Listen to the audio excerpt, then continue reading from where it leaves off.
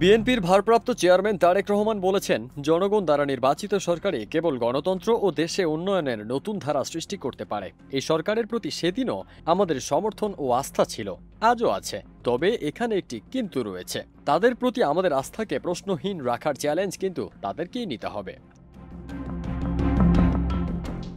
28 September বিকেলে ঝিনাইদহের পায়রা চত্বরে ছাত্র জনতার আন্দোলন চলাকালে ঢাকায় সাব্বির ও প্রকৌশলী রাকিবুলকে হত্যার প্রতিবাদে আয়োজিত সমাবেশে ভার্চুয়ালি যুক্ত হয়ে প্রধান অতিথির বক্তব্যে তিনি এসব কথা বলেন। তারেক রহমান আরও বলেন, স্বৈরাচার পতনের এই মহাসময়ে দেশের গণতন্ত্রকামী রাজনৈতিক দল, ছাত্র জনতা, কৃষক, শ্রমিক ও সর্বস্তরের মানুষের অবদানকে যদি আমরা মর্যাদা দিতে ব্যর্থ হই, 16 বছরের স্বৈরাচারী হাসিনার গুম, খুন, হামলা মামলা ও নির্যাতনের শিকার জনতার অবদানকে যদি স্বীকৃতি দিতে না পারি, তাহলে ইতিহাস আমাদের ক্ষমা করবে না।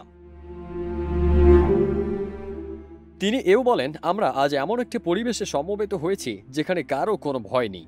সকলে আমরা শঙ্কামুক্ত পরিবেশে একত্রিত হয়ে কথা বলতে পারছি। আমরা আমাদের কথা বলার জন্য, একই সাথে অন্যের কথা শোনার জন্য একত্রিত হয়েছি।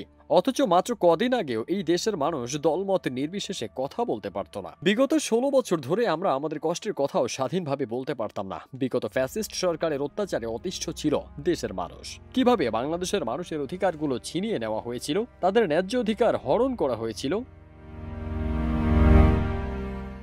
দেশের জনগণের দাবি ছিল দেশের মানুষের অধিকার প্রতিষ্ঠায় শ্রেষ্ঠ শূন্যতা পূরণের। গত 16 বছরে, বিশেষ করে জুলাই আগস্টে যে মানুষগুলো আন্দোলনে গিয়েছে, যে মানুষগুলো সবকিছু উজাড় করে দেশকে স্বৈরাচার মুক্ত করেছে, আমাদের ভবিষ্যৎ প্রজন্মের জন্য জীবন বাজি রেখে যারা যুদ্ধ করেছে, তাদের এই আত্মত্যাগ সেদিনই সফলতা লাভ করবে, যেদিন এদেশের মানুষ নির্বাচনের মাধ্যমে তাদের রাজনৈতিক অধিকার ফিরে পাবে।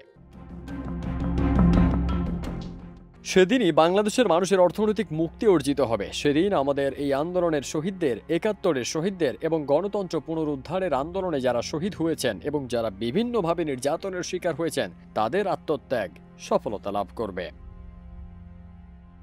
ফারদিন সানি, দেশ রূপান্তর।